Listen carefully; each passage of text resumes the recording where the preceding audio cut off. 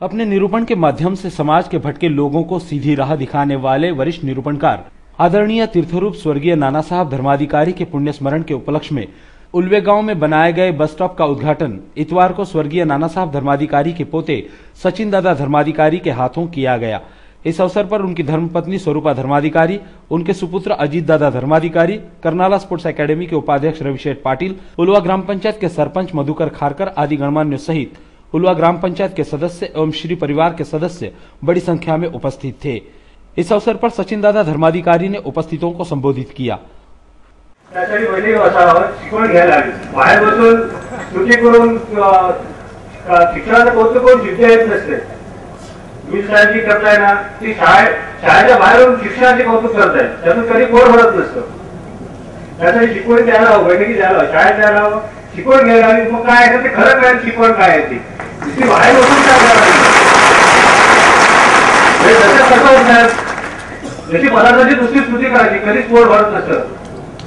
जिल्ह्याची नुसती किती गोड आहे, किती रंग चांगला आहे, नुसती स्तुती केली पण पोट नाही केली म्हणून गोड। तसंच साहेब आहे, जर एकदा खरंच जर त्यांना आस्वाद घ्यायचा असेल, खरीच स्तुती हवी असेल आपल्याला, तर शिकवण हे घेणं अत्यंत जरुरी आहे। सामाजिक प्रबोधनाचं कार्य काय आहे, नानासाहेबांनी की आप्पासाहेबांनी आपल्यासोबत दिलंय, त्यात मी काय आणि तुम्ही काय सगळेच आम्ही होऊ शकतात। पण एका व्यक्तीसाठी, स्त्रियांसाठी, पुरुषांसाठी किंवा मुलांसाठी किंवा व्यसनाधीन असणाऱ्या कुठल्याही व्यक्तीसाठी कुठल्याही प्रकार नाहीये। ते सर्व समाजातल्या सर्व स्तरातल्या उच्च गरीब श्रीमंत सगळ्यांसाठी आहे। ज्याला गरज लागली, त्याला समजलं तरी येऊन घ्यावं, मग त्याला प्रत्यक्ष काय असेल ते कार्य कळेल। त्याचं नुसतं बाहेर राहून बोलून किंवा कौतुक करून कधी वस्तू पोट भरत नसतं। हे जे आहे का एक समाधान होईल नेहमी लक्षात ठेवा। ग्रंथ संपदा स्तुती उत्तरे, बोलताची अपारे, अर्थाची कारण येणा चाळ नाही। याचा अर्थ असा आहे, ग्रंथ संपदा स्तुती उत्तरे जेव्हा चाललेलं असतं, ग्रंथामध्ये जे ज्ञान असतं त्याबद्दल भरपूर लोक स्तुती करतात, वेगळ्या प्रकारे चांगलं बोलतात। ग्रंथ संपदा स्तुती होते, बोलताची अपार बोलतात, किती चांगले केले, किती चांगलं कार्य आहे, पण अर्थाची येणा चाळ नाही। असा बोलणारा व्यक्ती प्रत्यक्ष तिथे जातो आणि बोलतो, पण प्रत्यक्ष घेणारा काही घेत नाही, घेण्यावर काही घेत नाही।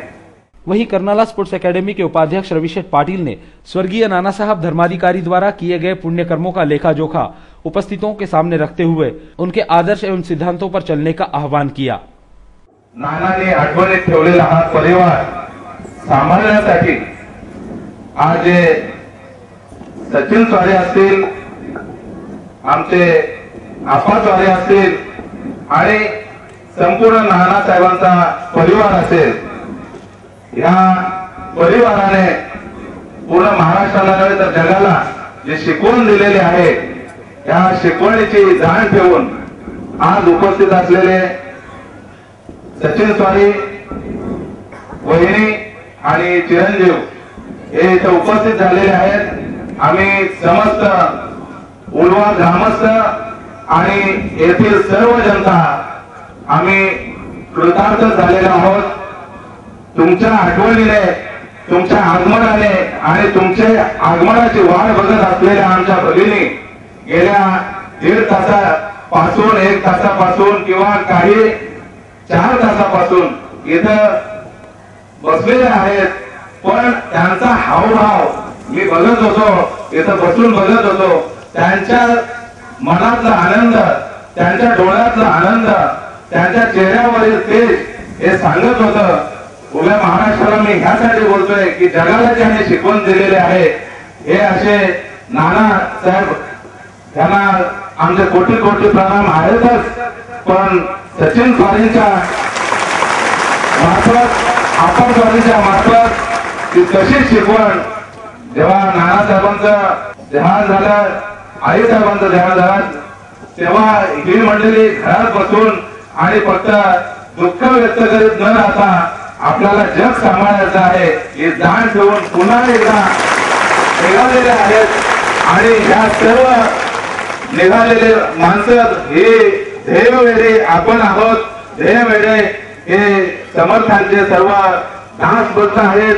हे सचिन स्वारी आपल्याला विनंती करेन की आपण अशीच माया सर्व जनतेवर, जगावर ठेवणारच आहात, त्याबद्दल काय तिळमात्र शंका नाही।